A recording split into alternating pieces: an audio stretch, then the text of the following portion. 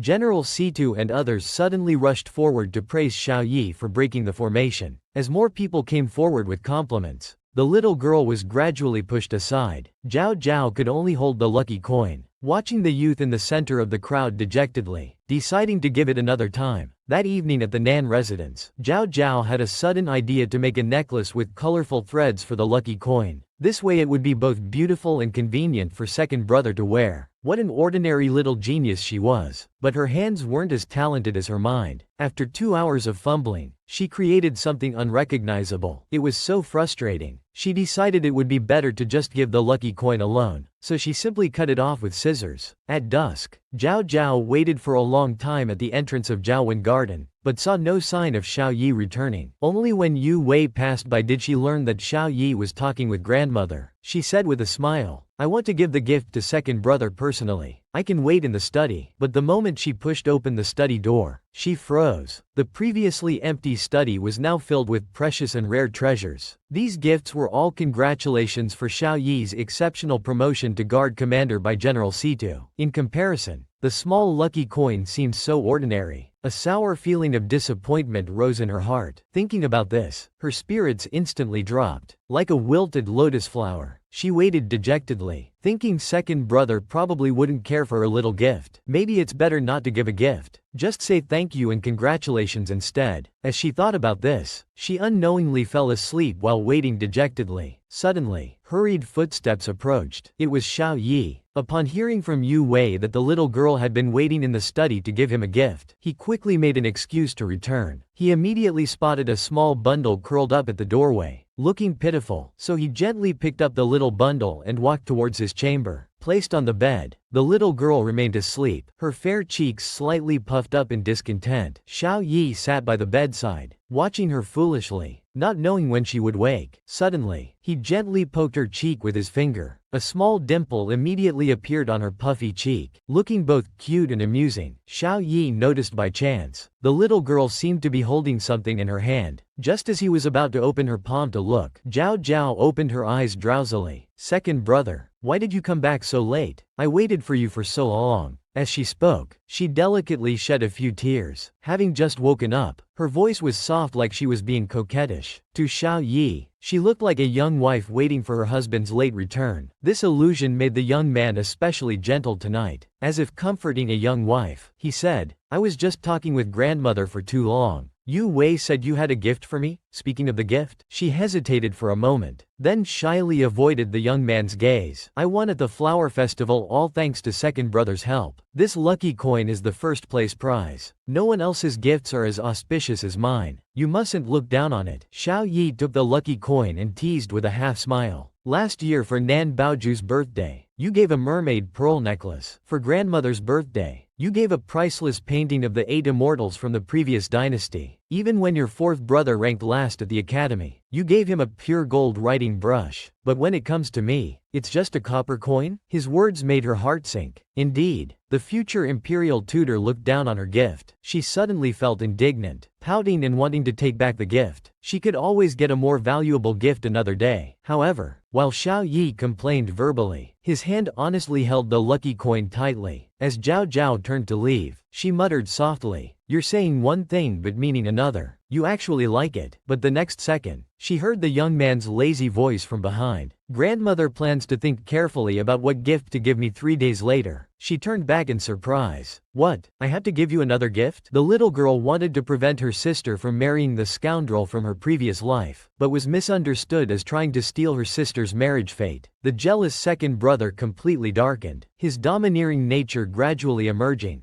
He actually wanted to cut off his sister's marriage fate and keep her by his side. Tonight, Zhao Zhao finally handed over the lucky coin to second brother. The petty Xiao Yi remained unsatisfied. Greedily, he wanted to become the most important person in the little girl's heart. So he mentioned the grand banquet 3 days later, telling Lan Zhao Zhao to think carefully about what gift to give him. Zhao Zhao, who was about to leave, froze. What? I have to give you another gift? Xiao Yi asked with a hint of authority in his smile. Zhao Zhao immediately became timid. Yes, I'll give. She suddenly remembered that in her previous life, it was on the day of Shen Qianyan that big sister and Zhang Yuanawang fell in love. While there was still time, she must find a way to make big sister call off the engagement. Thinking this, she looked up with innocent big eyes. Second brother, what kind of person do you think Zhang Yuanawang is? Without hesitation, Xiao Yi replied with 4 words. All appearance, no substance. Then, thinking the little girl might be interested in other men, the young man's eyes instantly darkened. Zhao Zhao racked her brains trying to dig up Zhang Yuanawang's flaws. But in Xiao Yi's eyes, this appeared as the little girl showing interest in Zhang Yuanawang. Xiao Yi became annoyed instantly. Lan Zhao Zhao, instead of thinking about others, you'd better think about what gift to give me. You know the consequences if I'm not satisfied. Zhao Zhao quickly put on an obviously ingratiating smile and agreed. However, she couldn't help but complain inwardly that the future imperial tutor was too moody. After the little girl slipped away, Xiao Yi accidentally discovered a hair ribbon left on the bed. The ribbon still carried the little girl's sweet fragrance. He threaded the lucky coin through the ribbon and carefully tied it around his wrist. 3 days later, everyone set out together towards the suburban restaurant manor. Qian Chu Shui. Among them,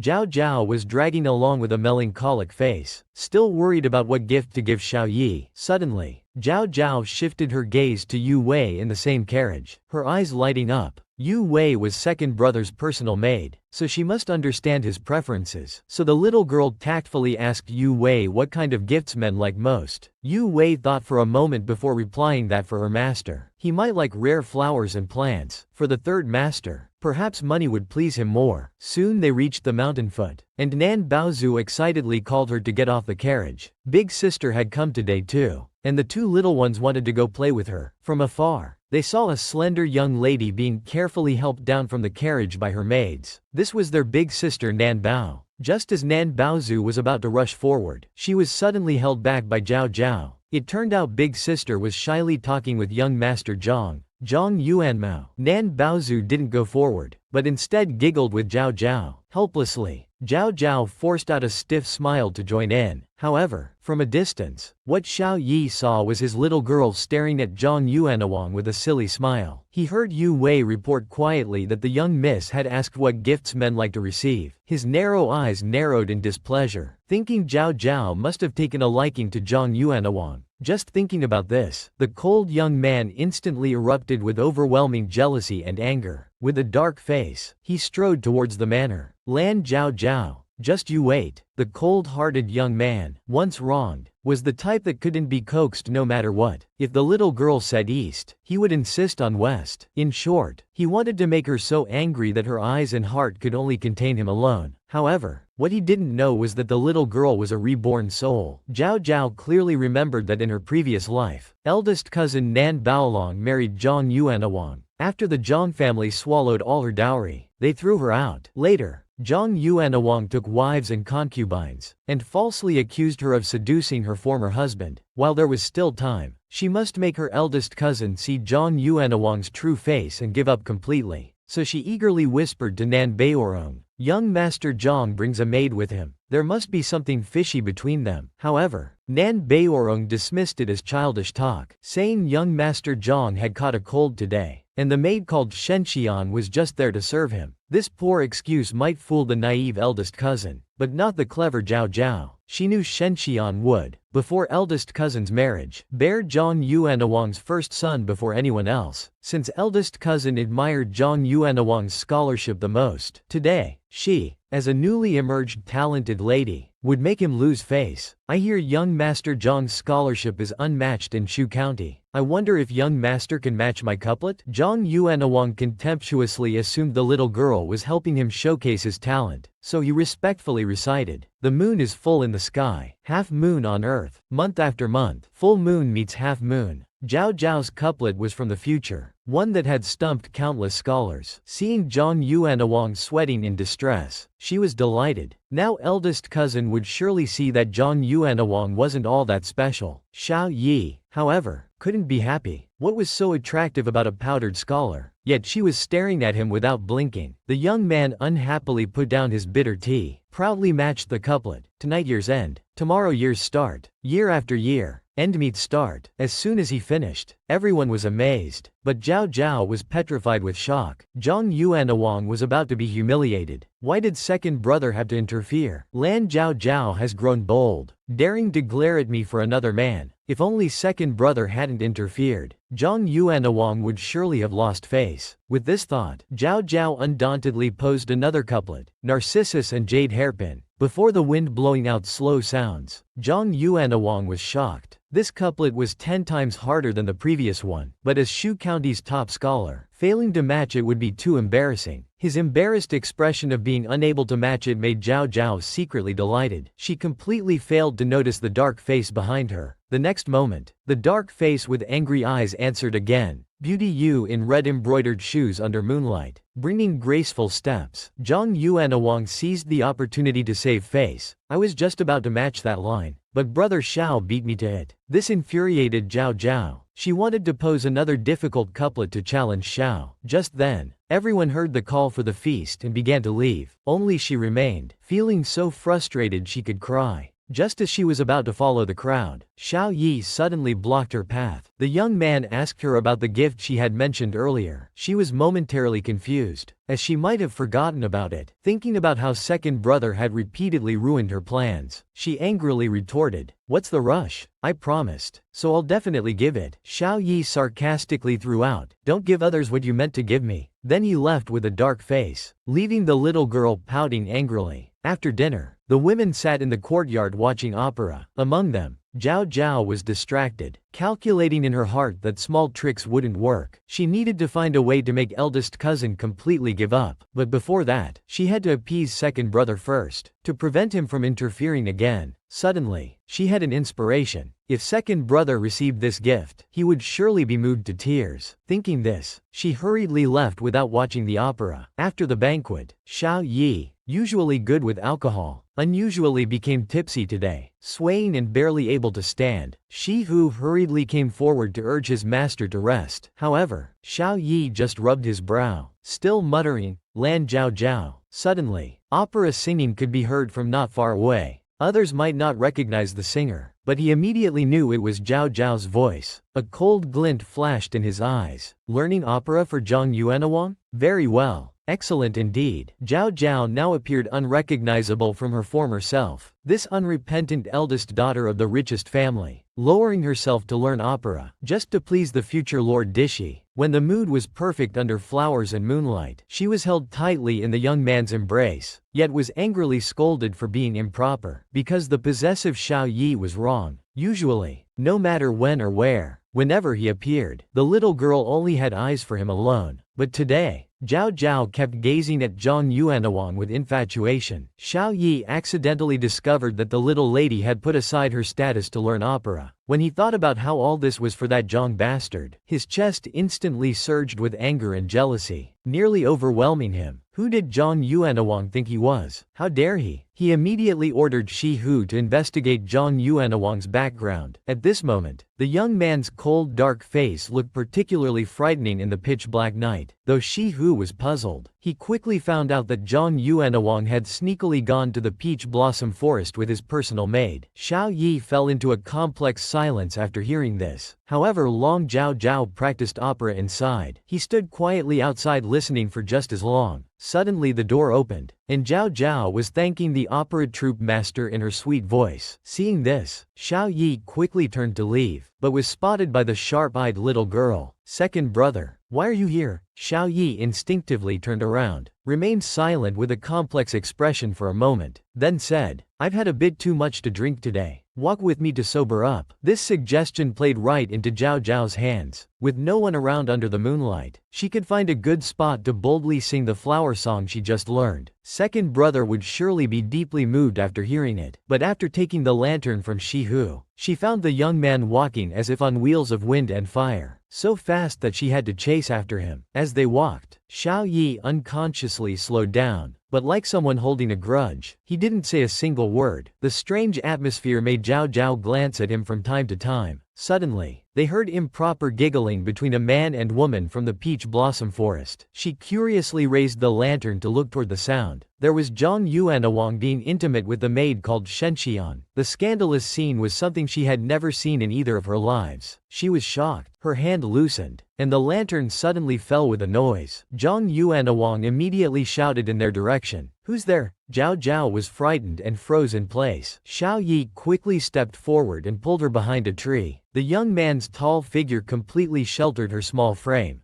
Zhang Yuanawang looked around but saw no one. After cursing his bad luck, he left with Shenxian. At the same time, Zhao Zhao couldn't control her anger, wishing she could kill that scumbag with her glare. Then thinking of her gentle and pure elder cousin, tears unconsciously welled up in her eyes. She was too busy glaring at the scumbag, not noticing that Xiao Yi was looking down at her with a melancholic expression. Suddenly, the young man lifted her small face and gently wiped away her tears. With barely noticeable hurt in his voice, he said, "Nan Zhao Zhao, it's not worth it." Zhao Zhao became angry. How could her elder cousin's lifelong happiness not be worth it? How could preventing her elder cousin from repeating the tragedy of her previous life not be worth it? Xiao Yi's teeth gritted. So his little girl really liked that damned bastard. However, Zhao Zhao paid no attention to the young man's mood and desperately crawled on the grass, as if looking for something. She indeed found Zhang Yuanawang's personal jade pendant and Shenshen's hairpin. Very good. These two items could serve as evidence against that scumbag. The next second, a large hand suddenly snatched away the jade pendant. Xiao Yi was thoroughly angry, his face instantly darkening like dusk. "Zhao Zhao, do you still know what propriety is?" Zhao Zhao became anxious. "This jade pendant is very important to me." The usually cold and indifferent young man was so angry he felt his lungs might explode. Today he truly witnessed what it meant to mistake fish eyes for pearls. Here he was, a golden bachelor right in front of her, yet his little girl couldn't see him, instead eagerly picking up that worthless boy's jade pendant. Xiao Yi's face darkened instantly with anger. "If you want jade pendants, I have many better ones at home. I'll give them all to you." Zhao Zhao was completely confused, wondering why she would need Xiao Yi's jade pendants when this one was evidence of Zhang Yuanawang being a scumbag. She gave him a "don't make trouble" look and was about to leave when she heard Xiao Yi's angry roar behind her. "Zhang Yuanawang is your sister's fiancé. How should I face it when you're infatuated with Zhang Yuanawang?" Her pupils contracted in shock. She turned around and pointed at herself in disbelief. "Who said I'm infatuated with Zhang Yuanawang?" She felt both angry and amused but decided it was better to explain clearly to second brother. "Zhang Yuanawang is Shu County's top scholar, from a good family, handsome and talented. Naturally, many people admire him." She paused halfway through and playfully winked at his dark face. "But I'm not one of them.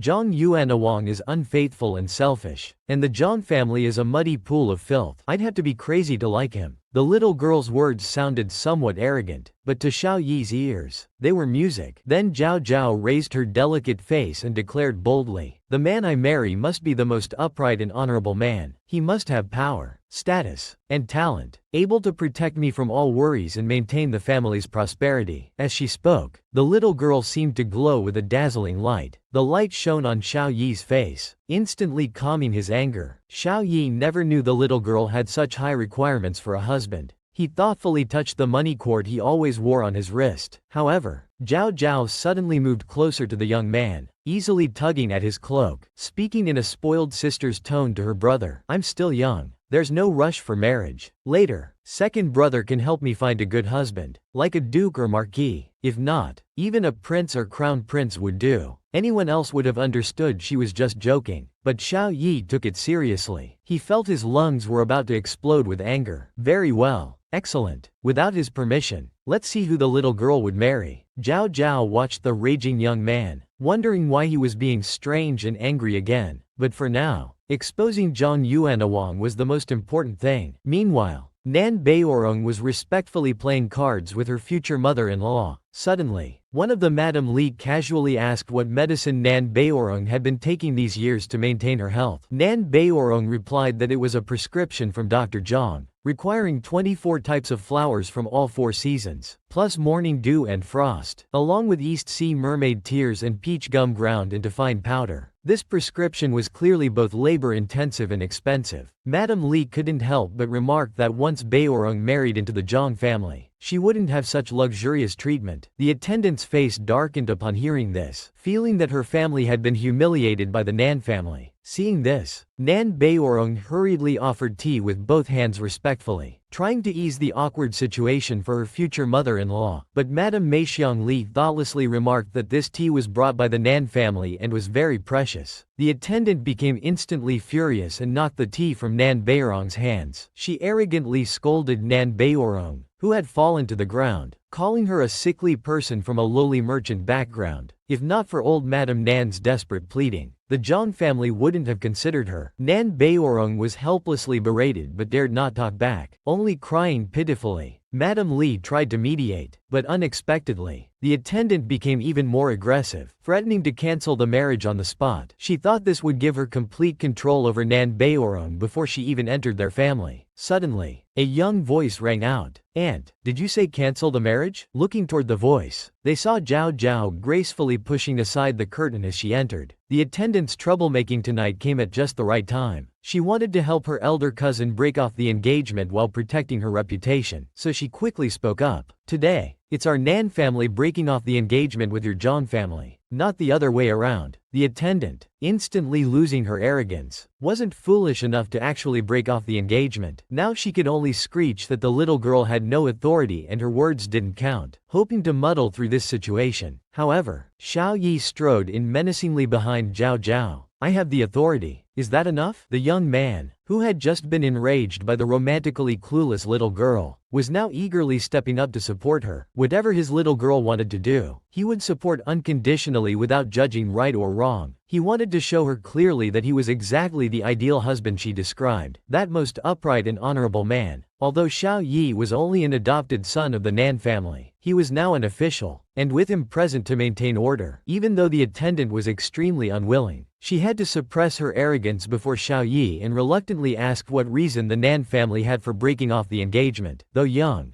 Zhao Zhao had learned well from the cunning Xiao Yi, easily setting traps. "May I ask, madam, do scholars value propriety and shame? What should be done if a scholar is caught in an improper situation with a servant in the wilderness?" The attendant replied without thinking, "That's shameless and immoral. They should be exposed immediately." This was exactly what Zhao Zhao was waiting for. Then she placed the jade pendant and hairpin she had found earlier in front of the attendant. "While taking a walk with second brother, we happened to catch young Master Zhang in an improper situation with a maid. They ran away when we disturbed them, but accidentally left these items behind." The noble ladies immediately burst into endless gossip. The attendant's neck turned red with embarrassment. It seemed this matter needed to be addressed tonight, so she immediately ordered Zhang Yuanawang and son Shenxian to be brought in. As soon as they arrived, she grabbed a teacup and threw it violently at son Shenxian, preemptively scolding the maid for being shameless, for seducing the young master. She insisted this was solely the maid's fault, completely unrelated to her son. At least this would protect Zhang Yuanawang's reputation and the Nan family's feelings. However, Zhao Zhao didn't want to let Zhang Yuanawang off so easily. She was determined to break off the engagement, so she turned to the most vulnerable target. "Miss Sun, you shouldn't have done such an immoral thing. Your mistress just said such people should be exposed." Upon hearing this, Sun Shenxian immediately stopped crying, thinking she couldn't die before achieving wealth and glory, so she threw caution to the wind, repeatedly kowtowing to the attendant, begging her to bless their true love. The attendant was furious, grinding her teeth and glaring at the troublemaker. She had planned to let this pass lightly, but now she had to be harsh, ordering the maid to be beaten to death. Facing death, Sun Shenxian desperately grabbed the silent Zhang Yuanawang for help. In front of everyone, especially the Nan family, the selfish Zhang Yuanawang not only refused to help but accused the maid of seducing her master. Only then did Sun Shenxian see the man's true heartless nature. Since he showed no compassion, she would show no loyalty. With nothing left to lose, she cried out to everyone, I'm carrying young Master Zhang's child. The room's atmosphere froze. The Zhang family hadn't even married in, yet a maid was already pregnant. Today, the Zhang family's face was completely lost. Beyond salvation, the attendant was burning with rage. Zhao Zhao secretly rejoiced. This unexpected fortune was truly heaven-sent. She quickly seized the moment, congratulating the attendant on gaining an illegitimate eldest son. However, regarding the marriage between Nan Bayorong and Zhang Yuanawang, the Nan family was withdrawing. After speaking, she immediately pulled her elder cousin away, clearly demonstrating the Nan family's stance on this matter. Now, her elder cousin's thoughts were most important, so she asked Xiao Yi to leave first while she spoke with her cousin alone. After a long while, Nan Bayorong's face remained pale with shock, not uttering a single word. Just then, Zhang Yuanawang shamelessly came after them, speaking as if he were the victim. He begged for Nan Bayorong's forgiveness. I only made a mistake that any mortal would make. For the sake of our years of acquaintance, please don't be so particular about this. Zhao Zhao immediately stood between them, coldly retorting, when young Master Zhang was consorting with a maid in the wilderness, did you consider your years of friendship with my cousin, seeing his last chance slipping away? In anger, Zhang Yuanawang suddenly raised his hand and slapped the young girl. The usually gentle Nan Bayorong suddenly rebuked him with an icy expression. She is our Nan family's precious pearl. Zhang Yuanawang, how dare you discipline her in front of me? Beyond redemption,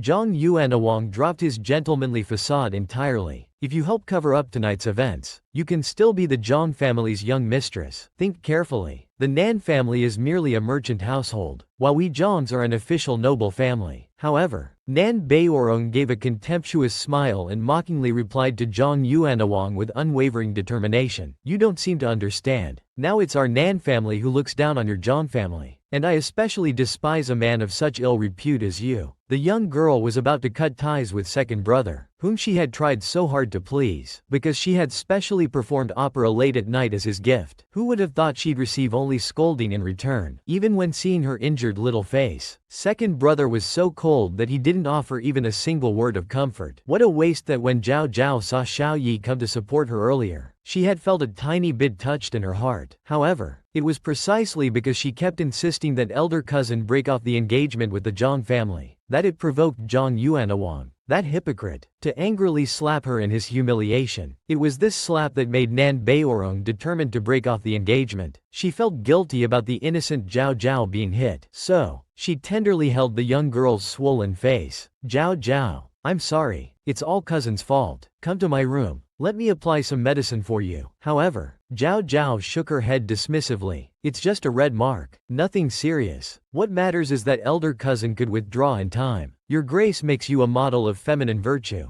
After speaking, she hurriedly waved and rushed back. After all this busy time, she still hadn't delivered her gift to second brother. In her haste, she didn't even have time to apply makeup, just put on an opera costume and stood under Xiao Yi's window, holding a folding fan with her delicate finger gracefully raised. She began singing, "The Peach Blossom Fan," that she had practiced for half a day in the quiet night. The young and melodious opera voice drifted into the young man's room with the wind. Xiao Yi, who was reading, immediately recognized it as his little girl's voice. He walked to the window, listening to the melodious singing, furrowing his brows in confusion, wondering what kind of show Nan Zhaozhao was putting on this time. After the short performance ended, Zhaozhao formally bowed to the young man inside. "Second brother, don't you like flowers? I specially chose a segment from The Peach Blossom Fan. I wish you great success and power in your future." Xiao Yi's gaze fell on the young girl, unable to look away. At this moment, the young man finally understood. So, the little girl had learned opera for his sake, and he had been jealous of himself. Thinking about this, his lips involuntarily curved upward, a sweetness brewing in his heart. However, the young man walked up to her, gently pinching her cheek while pretending to scold sternly. "How can a well-bred young lady perform in the snow like this? It's improper." Suddenly, Zhao Zhao unhappily swatted his hand away, feeling extremely frustrated. This was all because second brother insisted on a gift, and now he was scolding her for trying to please the future imperial tutor. As she turned her head away in grievance, Xiao Yi saw the handprint of a slap on her cheek. The young man's eyes immediately darkened as he demanded to know who had hit her. Zhao Zhao felt embarrassed about the incident and didn't want to tell, but under the young man's overwhelming presence, she could only softly reply, "Earlier, Zhang Yuanawang hit me in his anger and humiliation. I think trading one slap for elder cousin's broken engagement with him was worth it. However, hearing this, Xiao Yi's anger grew even stronger. He was furious at Zhang Yuanawang, but even more angry that the little girl wouldn't think of herself. Then, seeing Xiao Yi's dark expression as he turned to send her back to rest, Zhao Zhao felt an inexplicable surge of grievance and unhappiness. Little did she know that after returning to his room, Xiao Yi was too agitated to focus on his books. How dare someone hit his person? This account couldn't be settled so easily. The vindictive young man immediately ordered An Wei to go to Shipu and cripple Zhang Yuanawang's right index finger. The uncertainty was how to cripple it, whether to cut at the wrist, the joint, or simply chop it off entirely from the shoulder. Xiao Yi, already in a foul mood, suddenly said sinisterly, "Now that I'm a government official, how can I do such bloody deeds?" Siku was speechless. Since when had the master started avoiding bloodshed? But if they had to cripple the right hand without bloodshed, how exactly should they do it? Master should at least make it clear. Early the next morning, concerned about the broken engagement, Zhao Zhao sent her personal maid early to gather information. Hearing the maid report that the man's family had withdrawn from the engagement with the Zhang family, she finally showed a satisfied smile. Then, she heard the maid whisper that something had happened to Zhang Yuanawang. Last night, Zhang Yuanawang's right hand was bitten by a poisonous snake, and now he couldn't even hold a brush. Her heart suddenly jumped. This meant Zhang Yuanawang could forget about taking the imperial examination to become an official. Even heaven was helping elder cousin get revenge. With this weight off her mind, she now wanted to dress up beautifully to meet cousin Song. As for the cold-hearted second brother, he could go wherever he pleased. She wouldn't humble herself to please him. The young man actually, unprecedented, scolded his beloved little girl harshly, just because he caught the little girl accepting a package of candy from her cousin. Actually, it was because of his coldness last night that she angrily threw the candy at his head by accident, but he misunderstood it as her defending her childhood friend cousin. In fact, when she heard about elder cousin's broken engagement, Zhao Zhao immediately thought of cousin Song. If Miss Song hadn't lived an extra life, she really wouldn't have noticed that the business-savvy cousin Song was secretly in love with elder cousin. In her previous life, upon hearing that elder cousin was divorced by the Zhang family, cousin Song immediately came to propose, but was rejected. As a result, he died of heartbreak in his prime years. Thinking about how cousin Song was not only talented and handsome, but also now a business elite, and most importantly, had good character and would treat elder cousin well. To facilitate this beautiful match, she eagerly went to find cousin Song alone. Leaning close to his ear, she quietly revealed the news about elder cousin's broken engagement. Now she was just waiting for him to quickly express his feelings to elder cousin. But unexpectedly, after hearing this, cousin Song maintained his composure and stated, this matter had nothing to do with him. She immediately pouted in dissatisfaction, mumbling, "Don't you like my elder cousin? This broken engagement is a perfect opportunity. What are you waiting for? I'm just a mere merchant. How could I be worthy of her?" Hearing the self-deprecation in his tone, she became anxious. "Cousin, you're wrong. After the broken engagement, official families won't arrange marriages with her. Moreover, she's chronically ill. She'll suffer wherever she marries. Besides, she needs daily care. And the precious tribute pills, only the Nan family, Song family, and Shaw family can afford them. Would you bear to see elder cousin marry into the brutal Shaw family?" Cousin Song was struck silent. The little girl's every word touched his heart. Just then, elder cousin Nan Baolong came looking for Zhao Zhao. Seeing cousin Song there, she quickly bowed in greeting, causing him to blush instantly. He was so nervous he could barely breathe. Zhao Zhao couldn't bear to watch and secretly tugged at his sleeve. Only then did he manage to utter a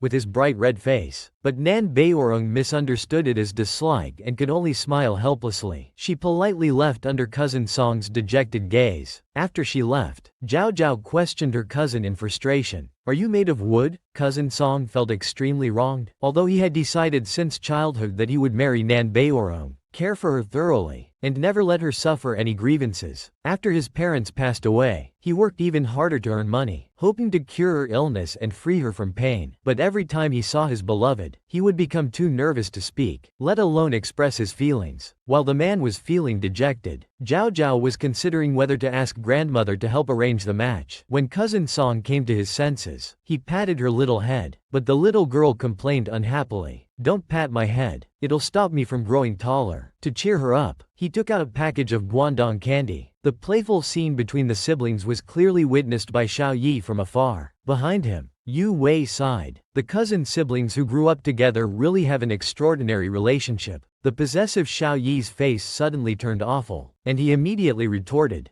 Zhao Zhao and I have an even better relationship. The 800-year-old vinegar's sourness made Yu Wei have to repeatedly agree. After parting with cousin Song, Zhao Zhao held up the guandong candy she just received to Xiao Yi. Second brother, this is the candy cousin brought back for me. Would you like to try some? However, the young man just snorted coldly and walked away directly, showing no interest in responding. Zhao Zhao felt extremely wronged. What was second brother angry about now? She hadn't even complained about his coldness last night. Feeling more and more aggrieved, in a moment of impulse, she angrily threw the candy at the back of his head. After throwing it, she ran away timidly, only hearing the young man's fierce roar behind her. Was the little girl angry because he despised the candy from her beloved? Xiao Yi was about to die from anger. Just then, Nan Yan suddenly appeared with the Sha family's daughter, Sha Qingqing, walking towards them. Among them, Sha Qingqing shyly approached. Young Master Xiao is a talented youth, unmatched in his generation. Qingqing wishes young Master Xiao a bright future and continuous success. Xiao Yi, already in a bad mood, simply didn't even bother with courtesy and left expressionlessly. However, in Sha Qingqing's eyes, this became a sign of shyness. She thought young Master Xiao must have noticed her beauty and become shy. It seemed the afternoon would be perfect to start discussing marriage arrangements. As Sha Qingqing's close friend, she could barely hide her fake smile, watching her talking to herself, weaving beautiful dreams of becoming an official's wife, while warmly calling second sister-in-law. She was coldly calculating in her heart, determined to make Xiao Yi serve her purposes in the future. Just a moment ago, the young man had been enraged by the little girl. The next moment, upon seeing her, he suddenly became uncharacteristically gentle, just because he heard the little girl compliment that his appearance was as beautiful as peach blossoms. However, Zhao Zhao, bearing the pressure of the young man's anger, came running because of something very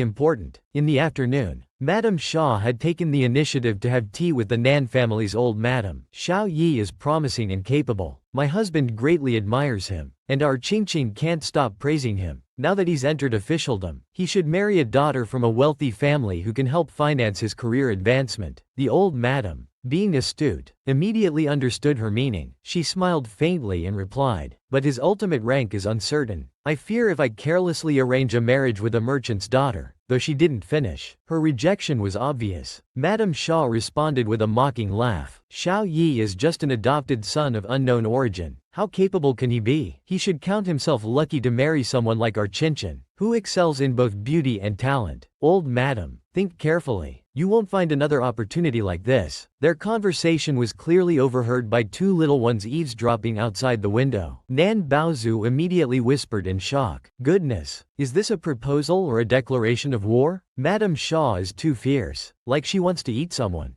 Zhao Zhao also sensed trouble, thinking that Sha Qingqing was not someone to be underestimated. If second brother married her, the Shaw family and Nan Yan would rise to power together. Most importantly, that kind of person wasn't worthy of her second brother at all, so she quickly waved off the invitation to see the iron-eating beast. Nan Baozu immediately protested. Don't refuse. They say the iron-eating beast is adorably round. We've been here so long but haven't seen it yet. Unexpectedly, Zhao Zhao playfully replied, Piggy, just look in the mirror and you'll see something adorably round. Why bother going to see it? After saying this, she immediately ran away, leaving behind a belated Nan Baozu stomping her feet in anger. How dare you, Nan Zhao Zhao, making fun of my weight. At this time, Xiao Yi was sitting in a quiet courtyard reading. The young man rarely wore white clothes, with his hair loose, lacking his usual gloominess, somehow giving off the air of a handsome scholar. Zhao Zhao quietly hid in a corner, afraid of disturbing him and worried he was still angry, planning to wait until he got tired of reading. As she waited, feeling bored, the beauty-loving girl casually picked a peach blossom. Just as she was debating whether to hold it or put it in her hair, she heard a familiar voice calling, Lan Zhao Zhao, come out. She was startled. She quickly flew to second brother's side, flattering him. Second brother looks as beautiful as the peach blossoms outside. Though pleased, Xiao Yi maintained his usual cold demeanor. What do you want from me? Zhao Zhao didn't know how to answer, thinking she couldn't just say she came to discuss marriage matters, nor directly tell second brother not to marry Sha Qingqing. As she was pondering in her heart, Shigu suddenly appeared, hanging upside down outside the window. Master, something terrible is about to happen to Miss Nan. Then they saw Shigu leap down, landing gracefully. The Zhang family, seeking revenge for Zhang Yuanawang, had plotted to ruin the eldest Miss Nan's reputation. Upon hearing this, Zhao Zhao became immediately anxious. Without regard for second brother, she ran straight toward the snow listening tower that Shigu pointed to. On the way, she happened to run into cousin Song. Without a word, she dragged him along to the snow listening tower. Though somewhat confused, cousin Song obediently followed. When they pushed open the door to the topmost room, both were startled. They saw Nan Bayorong unconscious next to an old man with a head full of scabs. Cousin Song nervously watched Nan Bayorong, wanting to check on her but afraid to approach. His hesitation angered Zhao Zhao so much she wanted to hit him with a club. Suddenly, footsteps and voices could be heard from outside the room. In desperation, Zhao Zhao quickly pushed cousin Song, telling him to take eldest sister out through the window immediately. Realizing the gravity of the situation, cousin Song quickly picked up Nan Bayorong. Just as he was about to leave, he looked back at Zhao Zhao worriedly. What about you after we leave? If people see you, it will damage your reputation. Zhao Zhao calmly urged them to leave quickly. With no choice, cousin Song could only trust her. He carried Nan Bayorong and jumped out the window, leaving the young girl alone in this troublesome situation. The cold and indifferent young man's most proactive help was being ruthless, ruthlessly cutting off all the unwanted suitors around the young girl. Who would have thought he'd later realize belatedly that the young girl only wanted to play matchmaker for others? While secretly delighted, he was very annoyed. Nan Zhao Zhao. He had been jealous of nothing all this time. It turned out, when Nan Bayorong was about to have her reputation ruined by this scheme, cousin Song, following Zhao Zhao, had found the unconscious Nan Bayorong first. He picked her up and was about to secretly leave through the window, but worried about leaving the young girl alone. However, Zhao Zhao remained calm.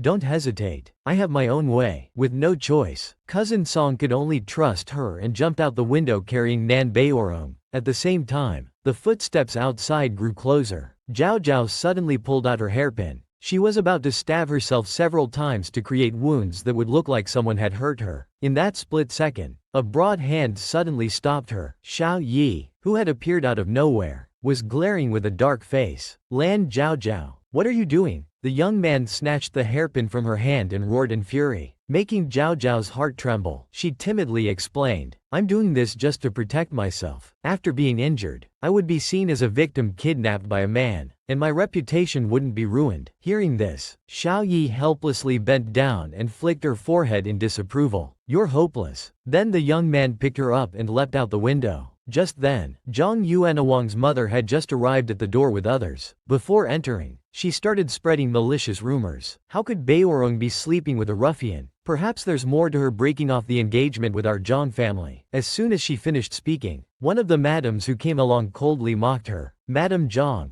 do you have X-ray vision? Standing outside yet able to see what's inside the room, we can't see anything at all. Determined to get revenge for her son, Madame Zhang impatiently pushed open the door in front of everyone. Lan Bayorong committed adultery and lost her virtue before breaking the engagement. How shameless. Let's see how the Nan family compensates us. Madame Zhang was gleefully plotting in her heart how to extort money from the Nan family. She failed to notice the awkward expressions on the faces of those behind her. There was no trace of anyone from the Nan family on the bed, only a sleeping old debtor. Madame Chong was stunned at the sight. She had clearly heard from the maid that Nan Bayorong had been lured here. Everyone understood what had happened after thinking it through. Amidst the crowd's mockery, Madame Chang's face turned ashen with anger. She couldn't help but worry that if the Nan family learned of this, the two families would completely fall out. It was truly a case of losing more than what she tried to gain. Meanwhile, Xiao Yi was carrying the young girl, leaping down from the eaves. Hearing Zhao Zhao say she wanted to eavesdrop on eldest sister and cousin Song, the young man felt gloomy but still let her do as she wished. By now, Nan Bayorong had regained consciousness. Upon learning what had happened, she tearfully begged cousin Song to throw her off the cliff. She felt she was no longer pure and had no face to live on, her crying making his heart ache. Cousin Song, anxious and forgetting his nervousness, immediately blurted out, "That was someone else's scheme to harm you, not your intention." In my heart, Miss Nan is pure as ice and jade, the finest lady. Nan Baorong's expression suddenly turned serious. She suddenly threw herself into his embrace. Though brief, the hug made the young man blush. Nan Baorong quickly realized she had overstepped and hurriedly pushed him away. I know I'm not pure anymore. I hope young Master Song won't despise me. After returning, I'm willing to become a nun for you. Before she could finish, Cousin Song sternly interrupted her. The usually gentle young man acted completely out of character, threatening like a bandit chief. You take advantage of this young master and try to run away? Where in the world can you find such a free meal? Miss Nan, you must marry me. Seeing her stunned with no response, Cousin Song finally mustered the greatest courage of his life and confessed with a red face. Wronger, I have loved you for many years through 7 lifetimes. They both spoke in extremely low voices. Even though someone was trying to eavesdrop, they couldn't hear clearly. Zhao Zhao was so anxious she could only seek help from Xiao Yi beside her. The cold young man was more than happy to help cut off the unwanted suitors around the little girl. Since Cousin Song loved Nan Baorong, then Nan Zhao Zhao definitely had no chance. Unexpectedly, Zhao Zhao, who should have been heartbroken, became excited as if injected with energy. That's wonderful. Cousin finally acted like a proper person. There's no better match in the world than them. Xiao Yi was stunned for a moment before realizing, then pouted in displeasure. You, Nan Zhao Zhao, so I've been getting jealous over nothing all this time. At that moment, a cold wind blew, and the little girl inexplicably sneezed. Xiao Yi quickly picked up the little one, preparing to go down the mountain. After resolving her eldest sister's marriage matter, Zhao Zhao remembered what she wanted to discuss with second brother. Second brother, Madame Xia came to propose a marriage between you and her daughter Xia Qingqing. Did you know about this? The young man nodded expressionlessly, showing no emotion. But second brother, I don't want you to marry Qingqing. The little girl's soft voice drifted through the quiet mountain, striking deep into the young man's heart. Xiao Yi's steps down the mountain suddenly stopped. He turned his head, his eyes filled with complex emotions, as if eagerly waiting to hear the answer he wanted. The naturally indifferent young man was once again irritated by the little girl to his core. He really wanted to kiss her to death. Before his anger could subside, he was already captivated by the little girl's sweet smile. Well, he chose her himself, so he could only continue spoiling her. When he heard Zhao Zhao's domineering demand not to marry Xia Qingqing, at that moment, Xiao Yi eagerly anticipated hearing a passionate confession from the little girl. However, nothing nice came out of Zhao Zhao's pretty mouth. Xia Qingqing is mean and wicked, full of schemes. She'll only ruin second brother. She knew it wasn't right to speak ill of others behind their backs, but she couldn't care about that now. Xiao Yi's eyes darkened, his expectations instantly turning into frustration. So the young man sarcastically retorted, "You're also mean and wicked, full of schemes." Zhao Zhao was stunned. So this was how second brother saw her. So unbearable. Angrily turning away, she pouted and complained endlessly. Second brother is so hateful, never saying anything nice, while one made a fuss and the other let her be. All this was witnessed by 2 young ladies near the steps. Among them, Xia Qingqing was grinding her teeth in anger. Nan Zhao Zhao is too hateful, daring to speak ill of me in front of young Master Xiao. Meanwhile, Nan Yan beside her eagerly stirred up trouble. My sister has always been so vicious. Sister Qingqing, I'm afraid this marriage won't work out. Sure enough, when Xia Qingqing heard she couldn't become an official's wife, she became anxious. After thinking for a moment, Nan Yan pretended to kindly suggest, just wait until the Nan family's 1,000 acres of mulberry fields emerge. If the Xia family helps in their time of need, with this favor, how could Xiao Yi refuse your marriage? This plan is good, but there's a problem. How to cause trouble for the Nan family's mulberry fields. Suddenly, Nan Yan sinisterly mentioned in a low voice, the Zhang family who has a grudge against the Nan family. Who would have thought a teenage girl could be so vicious as to use others as weapons? She was even willing to sacrifice her family's interests to achieve her goal. After Qian Yan returned, the beauty-loving Zhao Zhao took out her newly purchased precious accessories. She absent-mindedly picked up a pile of kingfisher feather pendants, complaining that second brother hadn't returned home for 3 days. Is the military camp really that busy? The maid beside her smiled and replied, second young master has just taken office. He might be out drinking and socializing with colleagues. As soon as these words were spoken,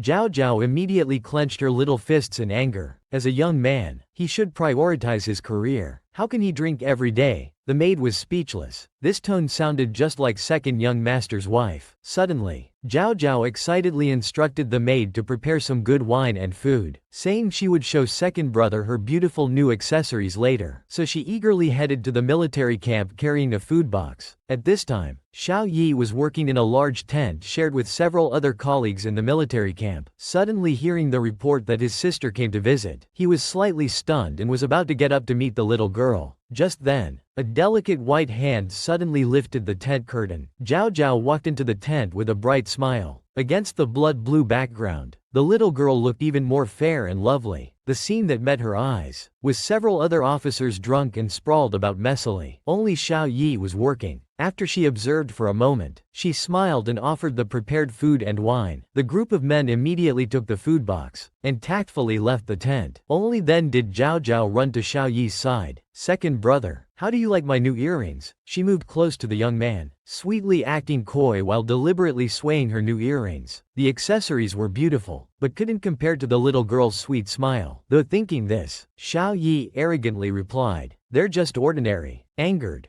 Zhao Zhao immediately puffed up her round cheeks and complained, "Second brother is so bad at sweet-talking girls. You'll never find a wife." Yet the criticized young man seemed to enjoy it. The cunning young man effortlessly eliminated his love rival, daring to set eyes on his little girl right in front of him. So he wanted to properly explain the origin of Zhao Zhao's name, having 72 new outfits made each year, adding 9 sets of accessories, drinking only tea made from snow or dew water, using only rouge made within 7 days. This level of pampering, was she being raised as a little ancestor? Originally, Zhao Zhao had specially dressed up beautifully to visit the military camp, wanting to hear second brother personally compliment her beauty. Who knew this blockhead Xiao Yi would dismiss it as ordinary? No girl would feel comfortable hearing such words, especially the beauty-loving Zhao Zhao. However, Zhao Zhao accidentally discovered that compared to the pile of account books in front of second brother, the others' desks didn't even have a single pen. This was clearly bullying, making one person do all the work. She became quite angry. She immediately turned around, ready to confront them fiercely. Suddenly she heard Xiao Yi's deep voice from behind, "Come back." "I won't. Why should they push all the work onto you?" At this moment, the little girl was like a protective young cub. This made Xiao Yi's heart soften. Then, the young man casually took out a candy to comfort the little girl. "Lan Zhao Zhao, you should know that every loss comes with a gain. Previously, due to Yangzi's lowly status, I was ostracized at the academy. All the annotating work that no one wanted to do was pushed onto me. But because of this, my writing skills improved tremendously, and my academic performance became effortless. I could easily rank first in the academy." After speaking, Xiao Yi gently patted the little girl's head, but Zhao Zhao swatted his hand away dissatisfied, mumbling half-understandingly, "But you're not fighting in battles. What's the use of Master Fang looking at so many accounts? Estate expenses. Military operations require accounting. Even court politics needs accounting. Don't you think these skills are important?" Realizing that accounting was such an impressive skill, Zhao Zhao immediately blinked her starry eyes and pleaded with second brother, "Then will you teach me accounting?" With such a soft and fragrant little girl sitting next to him, Xiao Yi felt uncomfortable and had to firmly refuse. Angered, Zhao Zhao harbored a belly full of fire and stormed off with a stern face. At that moment, she bumped into a young man entering the tent. The young man was struck by the little girl's beauty at first sight. Right in front of the stern-faced Xiao Yi, he shyly told Zhao Zhao everything about himself, almost proposing on the spot. Zhao Zhao clearly saw the young man's passionate yet shy gaze, but she understood well that this person wasn't a suitable match for her, so she simply greeted him and left. After she left, the young man reluctantly turned his gaze to Xiao Yi. "Your sister is truly cultured and graceful. Is she betrothed?" However, Xiao Yi didn't answer directly, but with an unusually calm tone, began introducing, "My sister has been raised in luxury since childhood. She needs 72 new outfits made yearly, 9 new sets of jewelry daily, 12 types of dim sum every morning. The kitchen must constantly simmer bird's nest soup. She only drinks tea made from snow or dew water, and won't use rouge made more than 7 days ago. Are you sure you can afford her?" In this casual conversation, he effortlessly extinguished a newly kindled flame of love. Meanwhile, after Zhao Zhao returned to the Nan residence, she sat sulking on the swing. "If the miser won't teach me, then fine. It's just accounting." What's so great about it? While she was complaining nonstop,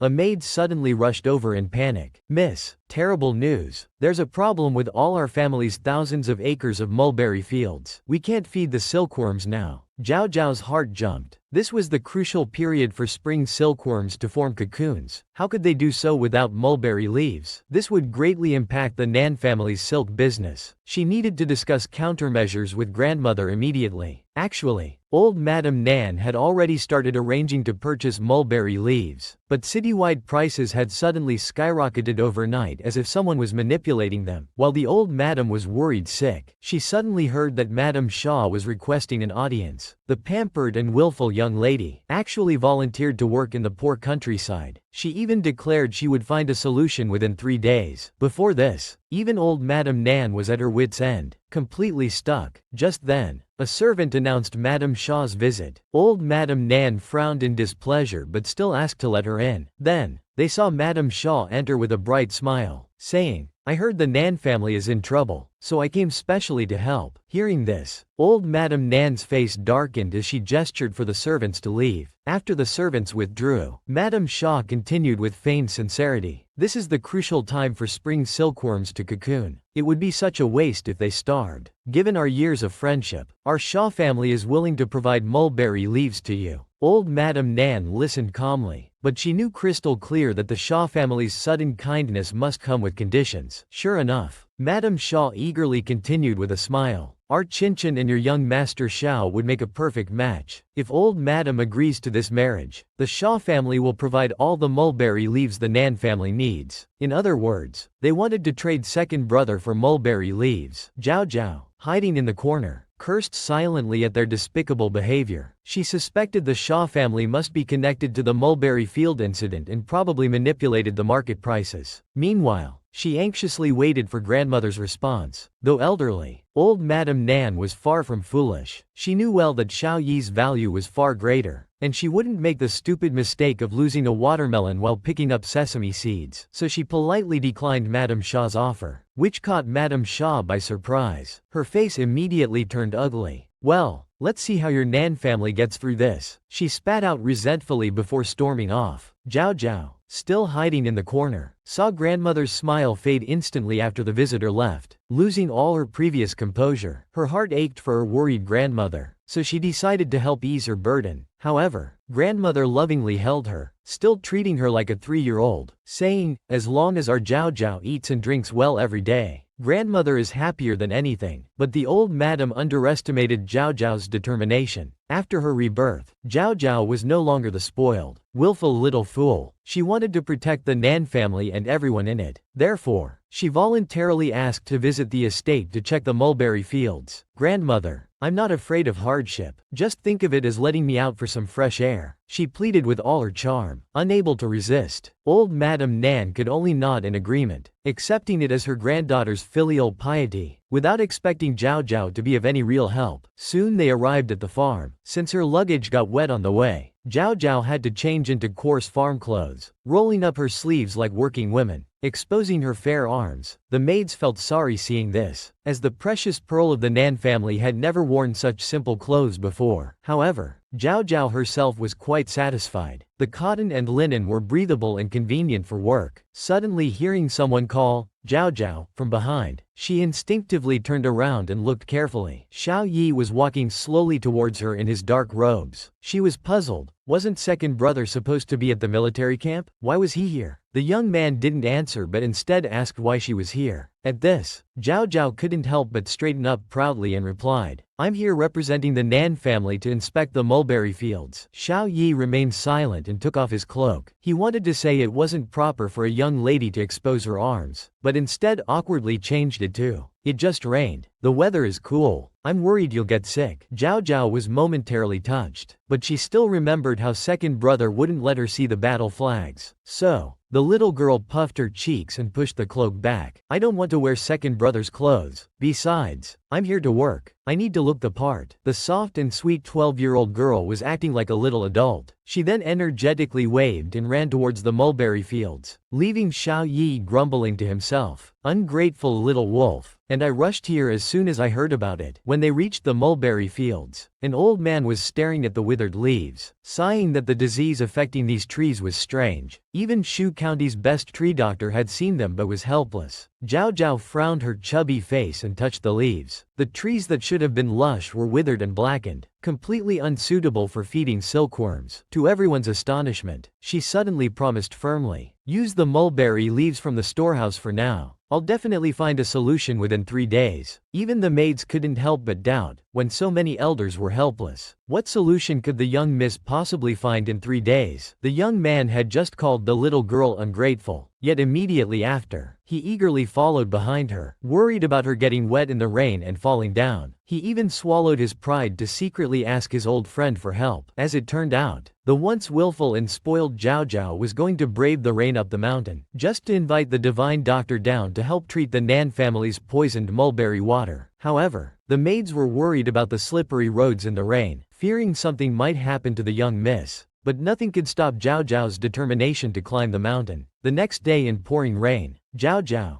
wearing a straw rain cape and holding a wooden staff, walked on the wet steps. The rain made the path slippery and difficult to walk, and gradually she became exhausted. After resting briefly, she continued climbing up. She didn't notice that not far behind, a young man had been silently following her all the way. Xiao Yi knew that Dr. Yang's thatched cottage was built on the mountain. He guessed Zhao Zhao wanted to seek the divine doctor's help, but Dr. Zhang was known for his eccentric temperament and might not want to see her. After some thought, he quickly used his lightness skill to take another path up the mountain ahead of her. Inside the mountain cottage sat a handsome young man. This young man was the divine Dr. Zhang Suihan. Hearing familiar footsteps, he looked up in surprise. "What wind brings our young master Xiao here, Brother Xiao? Did you come specially to visit me?" Compared to Dr. Yang's enthusiasm, Xiao Yi appeared particularly cold, only saying flatly, "Help the Nan family with something." However, Dr. Zhang raised his eyebrows with interest. "I heard the Nan family's mulberry trees have problems. Could it be you want me to help treat their mulberry fields? But your relationship with the Nan family is quite ordinary." Xiao Yi turned his face away shyly, proudly telling him to ask less. But just as Dr. Zhang was excitedly preparing to continue questioning, suddenly, a soft little girl's voice came from outside. "Dr. Zhang,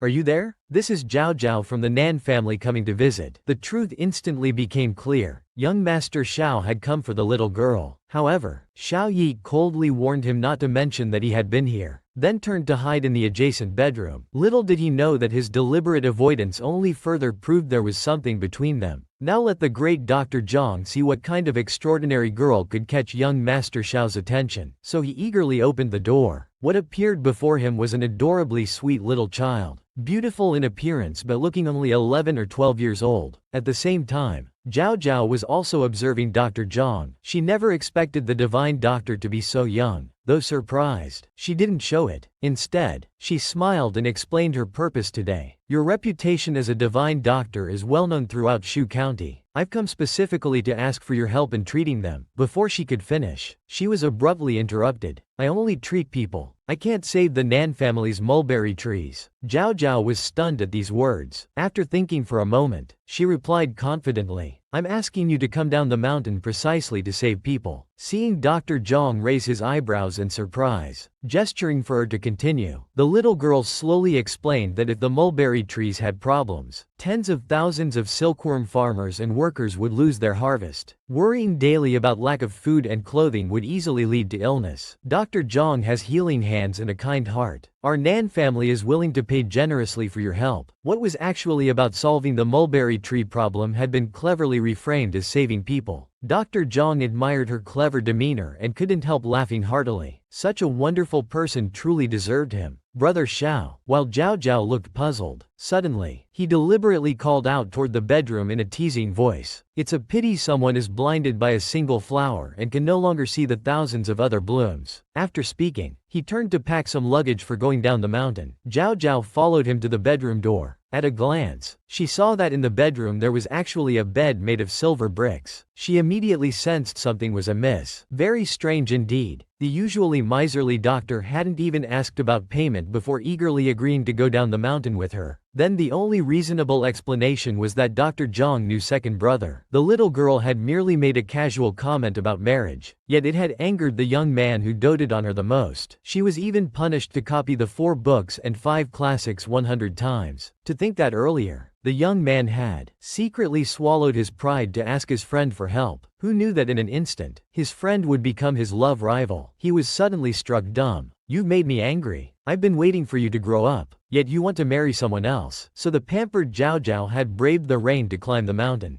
just to invite Dr. Zhang down to help treat the Nan family's poisoned mulberry trees. However, as soon as she spoke, the usually money-loving Dr. Zhang agreed without even asking about the price. Something was very strange indeed. So Zhao Zhao tentatively asked the doctor, "Do you know my second brother?" Xiao Yi, hiding behind the screen, was slightly startled. At the same time, after a moment of stunned silence, Dr. Zhang hurriedly denied it in a stiff voice. However, Zhao Zhao immediately exposed him mercilessly. First, you who love money so much agreed to come down without even asking about the price. This shows someone must have asked you to agree to my request. Second, when I came in, I noticed a dripping wet umbrella by the door. This means someone must have visited before me, and that person was my second brother. After saying this, she was surprised by her own flawless analysis. She didn't know she could be so clever. Now she just needed to find him to confirm her suspicions. Though the room wasn't large, she just couldn't find any trace of second brother. As she felt confused, Dr. Zhang had figured it out. So the naturally reserved young Master Xiao liked this little lady from the Nan family. Poor him. With no elders to arrange matters, and such a proud and awkward personality. As his brother, he should help arrange this marriage. Thinking this, he suddenly explained with a smile, I agreed to help only because I saw how clever the young lady is, not because of your second brother. By the way, I wonder if the young lady is betrothed? As he spoke, he slowly walked closer, causing the young lady to show a shy expression. But unexpectedly, Zhao Zhao blinked her honest big eyes and blurted out, I'm very delicate and hard to please. You probably can't afford to keep me. Better hurry and pack your things. We need to go check the mulberry trees. Dr. Yang's mouth twitched upon hearing this, secretly wondering if Brother Xiao knew about her willful true nature. While thinking this, his hands were busy packing various bottles and jars. The strange bottles immediately aroused Zhao Zhao's curiosity. Could these be Dr. Yang's medicinal pills? However, Dr. Zhang held up one of the bottles and proudly introduced, these are all miraculous skincare products. Things like lotions, face masks, and essences. These items are very popular in my hometown. Although Zhao Zhao heard, though she didn't understand completely, she could tell that Dr. Zhang not only had extraordinary medical skills but also had close ties with the future emperor. His prospects must be limitless, so she secretly calculated that if she could marry him in the future, if grandmother had any headaches or fevers, they wouldn't even need to call a doctor. Plus he could teach her beauty secrets. Most importantly, Dr. Zhang was a single man. If she married him, not only would she avoid being bullied by in-laws, she might even persuade him to marry into the Nan family. The more she thought about it, the better it seemed. Therefore, when Dr. Zhang picked up his packed belongings, he turned to see the young lady's eyes gleaming green, like a wolf eyeing its delicious prey with ill intent. His body shuddered, and he instinctively hugged his luggage tighter. For her future son-in-law, to deeply appreciate his graceful figure, and to quickly develop feelings between them, Zhao Zhao instantly transformed into a delicate damsel. Master Zhang, my legs are aching terribly from walking the mountain path. Would you please carry me down? For Xiao Yi's sake, Dr. Zhang could only submit and carry the young lady down the mountain. When they reached the Nan family estate, his legs were trembling uncontrollably, and he was nearly worked to death. It seemed this male-acting Zhao Zhao was truly a trap, the kind you fall into and can't climb out of. He couldn't help but shed a tear of sympathy in his heart for Brother Xiao. However, Zhao Zhao immediately jumped down and happily ran towards Xiao Yi. Second brother, I'm back. Second brother, did you just visit the cottage on the mountainside? Hearing Xiao Yi calmly deny ever going there, Zhao Zhao already knew the truth. She was just testing him, but didn't expect second brother to be so dishonest. However, considering his kind help, she decided to be generous and not hold it against him. After complaining dissatisfiedly, she suddenly moved closer and whispered, Second brother, I don't plan to marry Cheng Deu. I plan to marry Master Zhang. What do you think? As soon as she finished speaking, Xiao Yi's eyes visibly turned cold instantly. He never imagined that one day his friend would become his love rival, and one that he himself had brought in. Suddenly, he forcefully closed his book and coldly scolded with a stern face. No matter how informal the Nan household is, I won't tolerate such nonsense talk. Copy the 4 books and 5 classics 10 times and reflect on your behavior behind closed doors. The young man emanated a frightening aura, making Zhao Zhao involuntarily step back twice. At this moment, Dr. Zhang, who had been waiting for a while, suddenly came forward asking when they would go see the mulberry trees. However, when he saw the young lady looking like a wronged little wife, he secretly marveled at Brother Xiao's effectiveness in handling her. Being caught by others in such a cowardly state, Zhao Zhao immediately pouted in displeasure and turned her head, saying irritably, "Go find the old steward of the estate, he'll take you to see them. Report back to me when you return." Wait, this person might become her husband who marries into her family. She shouldn't treat him so coldly. So she quickly changed to a gentle expression, and sweetly reminded him to take an umbrella. But Dr. Zhang fled even faster, as if his feet had grown wings. This girl changed faces as easily as eating, and that affected manner was quite alarming. After he left, Zhao Zhao tugged at Xiao Yi's sleeve coquettishly. "Second brother, you've assigned enough 4 books and 5 classics already. Can we skip the confinement?" Usually, when the young lady acted cute and coy, there was no problem she couldn't solve. But surprisingly, today it wasn't working. Xiao Yi's face remained extremely dark, and he angrily yanked his hand away from the young lady. Seeing this, Zhao Zhao felt indignant in her heart, thinking back to how she had kindly gone to the military camp a few days ago, only to be driven away by second brother. And today, he'd rather jump out a window than see her. She angrily clenched her small fists. As someone who valued her pride, Nan Zhao Zhao had tried her best to please him but was always met with difficulty. She finally couldn't bear this grievance. She decided to risk it all and shouted at the future imperial lord, "Xiao Yi, if you despise me so much, let's end our relationship here." The usually calm young man was actually disturbed because of this young lady, and she was a willful young lady who bullied him. He kept claiming to be the young lady's brother, yet was so jealous that he forced his friend to only speak to the young lady through doors. Chaos. Complete chaos. Xiao Yi's heart was in total disarray. Whether it was hearing Zhao Zhao say she wanted to marry his friend Dr. Zhang that confused him, or hearing Zhao Zhao say she wanted to sever ties with him. After the young lady ran away angrily, he had been silently playing chess alone,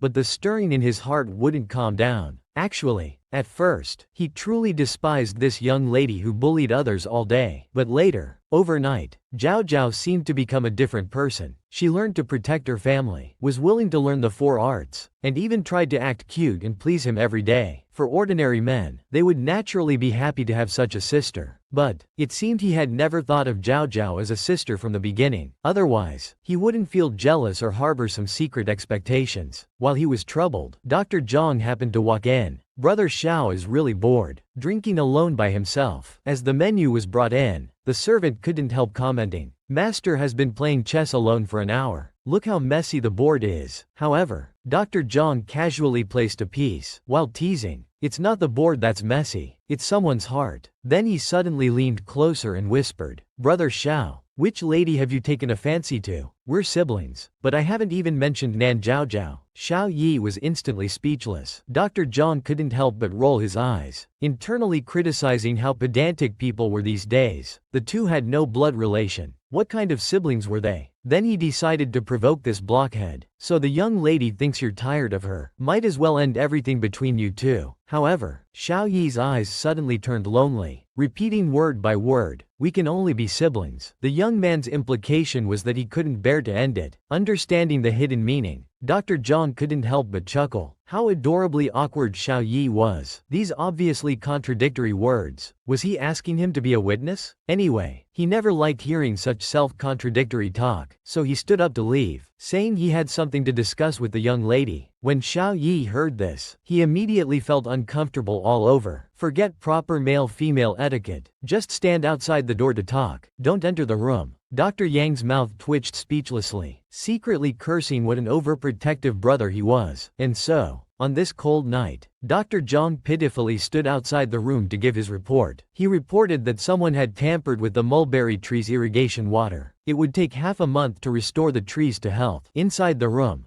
Zhao Zhao's small face immediately scrunched up in worry, thinking that the mulberry leaves in storage wouldn't last half a month. Moreover, the mulberry leaves in the market had been frantically hoarded by buyers, driving prices up to 10 taels of silver per jin. But purchasing mulberry leaves from other regions wouldn't arrive in time. This deeply troubled our Zhao Zhao. Just as she was at her wit's end, she suddenly heard a maid announce that someone was requesting to see her, although she didn't know who it was. As the young lady of the Nan family, she immediately went to receive the guests. It turned out the late-night visitors were shoe brocade merchants who had heard about the Nan family's troubles and came specially to help.